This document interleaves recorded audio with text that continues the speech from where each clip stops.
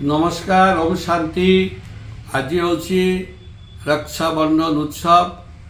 ए उत्सव रे भौणी भाई हाथ रे राखी बांधती, भाई मध्य भौणी हाथ रे राखी बांधती, भाई मध्य भाई हाथ रे राखी बांधती।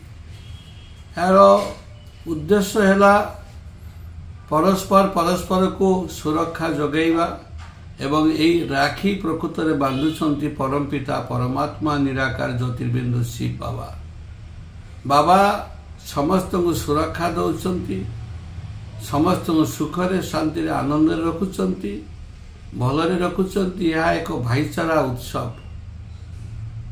ये उत्सव पालन उद्देश्य है परस्पर को भल पाइबा, स्नेह करवा, आदर करवा, जाति धर्म वर्ण निर्विशेष समस्त को निजर बोली भाविबा एवं समस्त सेवा करिबा। तेणुकरी यह एक गणपर्व।